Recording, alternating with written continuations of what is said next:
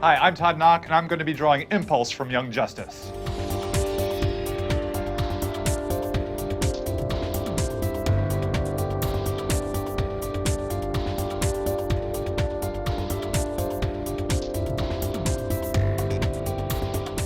Impulse is one of my favorites. I've been a fan of the character since he debuted in the Micro Ringo run on The Flash, and then later into his Mark Waid Humberto Ramos series. Just such a fun character with the way he moves. He's such a innocent character, discovering the world about him. And his hair is also a big selling point, especially as a speedster, when you can have hair everywhere that can help convey not only speed, but it's just fun to draw. What I like about Impulse is that he doesn't quite run like the Flash. Flash is pretty much your Superman of the speedster world, but Impulse, he runs and moves in a slightly different way. It's a little more comical, a little more cartoony in that regard. It's really nice, especially when they have the longer hair, like Impulse or some of the female characters. It's just such a great cipher to show the environment, whether the wind is blowing. It uses up negative space in a really fun way. It can be a real nice design element. And then like I was touching on here with like a speedster with, Flash has a cowl that covers his entire head, or at least the top of his head. You don't see really any hair. Maybe you'll see some hair in like a Wally West Kid Flash, but Impulse was the first one to have the really long hair. And I think it kind of got longer from what Micro Ringo designed to even Humberto Ramos gave him even more hair, which made the character even more awesome. So I have Impulse here. I have him standing in more of a straight posture, but he's kind of doing that, sliding up like, wait, what's that? Tacos? He's just like sliding in from super speed, kind of coming up to a stop here in more of a standing position. But the hair shows the flow of where he had come from, while his body shows he's skidding or screeching to a stop here. Start to work in some of the facial features now that I've gotten the body and hair down pretty much where I want. Sometimes more often times than not, when I'm doing my live streams on YouTube, my YouTube channel or something like that, the viewers will say, how do you know what lines to discern? Because you've pretty much scribbled the entire thing. It's almost, the white of the paper is completely gone. It's so gray, and it's like, I've given myself, I guess, lots of options of which line to choose. So I put down 12 different lines. I've got 12 different options of where I need to formulate that shape to be. It's like I can kind of start to see the hard lines amidst all the scribbles. Sometimes I will have to actually go in and erase some of the lines because I put so much in. It's hard to see exactly where I want those details or shapes to be. And I think for a lot of things, especially when we're young artists, there are things we love. We love to draw the things we're good at, and we hate to draw the things we are not good at. I guess that can happen professionally as well. I try to avoid drawing cows as much as possible. If a cow's written into a story, I try to find a way to work a way around having to draw that cow if I can. The nice thing about the sketch stage is as I go, I can definitely course correct.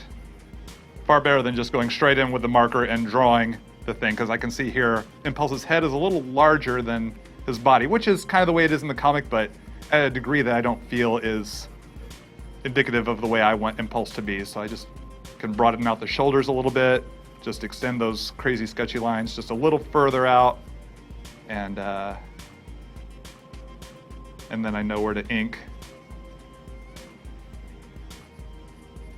Okay, I think I've figured out the type of face I want to do for Impulse here. It's more like that, ooh, what's that? Like, ooh. I've discovered something new. For those of you who are not familiar with Impulse, he's Flash's grandson from the far-flung future, born with speed powers, so he was aging and growing at a very fast rate, and he grew up in a VR environment. He pretty much lived in the Oasis before, we knew what the Oasis was.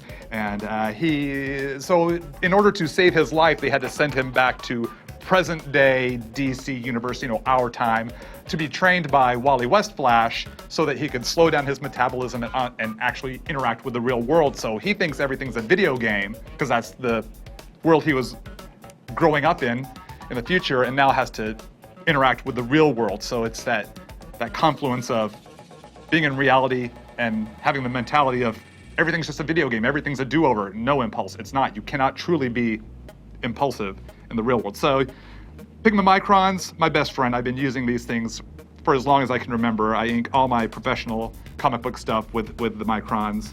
It's one of my favorites, starting with the 08 here for those initial thicker lines, and then probably size down to some finer point Microns for the finer lines, especially around for the details of the face. Every stage is just setting me up to get to the ink stage where the art, I feel, can really truly happen, making those final decisions on this is how the image should look or will look.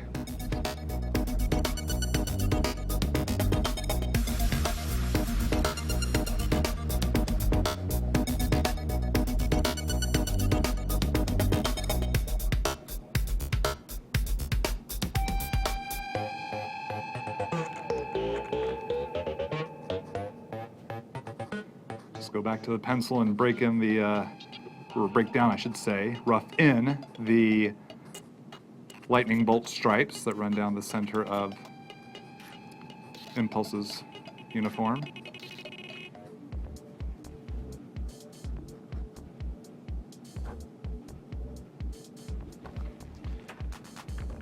Okay, I'm going to switch down to a finer point micron. This is what I usually use for faces and smaller details, and just double check my eyes here before I commit. Make sure they're both looking in the same direction. Then I quickly figure out where would the darker parts of the costume fall in. So just generally, oftentimes I consider the light source just being from above, unless it's a heavily lit scene that would cause the shadows to fall in different ways. So just put some black parts of the costume just on the bottom sides of the muscle groupings, or on the mask here. Just helps give Impulse a little dimension to his face and costume. Also, the big chunky black areas gives the viewer eye a little more to play with, and as well as makes the characters can make them a little more solid. Pulling some darker parts through the hair for the shadow. It just always seemed like he had the lighter brown on the top and it was always darker brown underneath. Another thing I noticed in the Micro Ringo / Umberto Ramos interpretations of Impulse, so I always saw it as a commonality of his hair, and I took the same approach when I got the chance to draw him in Young Justice. And what did I just put? Oh my gosh. Hadn't worked with this, this is a smudge? A smudge, yes, and not just, this could be a very bad, oh yeah, that's staying. Yeah. Oh dear. Okay, so a lot of young artists, especially on my live streams, ask what happens if you mess up a picture, and I just got to do that here today.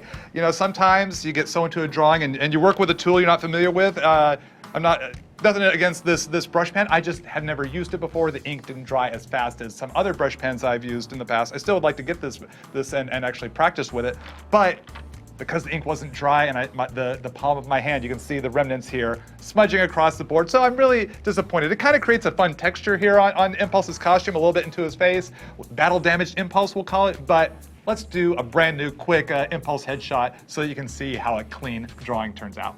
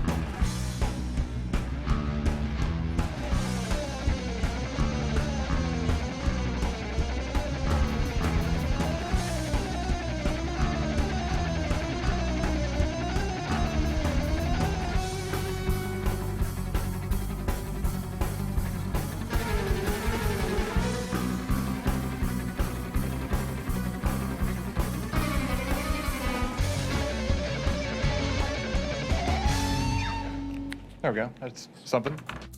I'm Todd Nauck, and this is Impulse from Young Justice.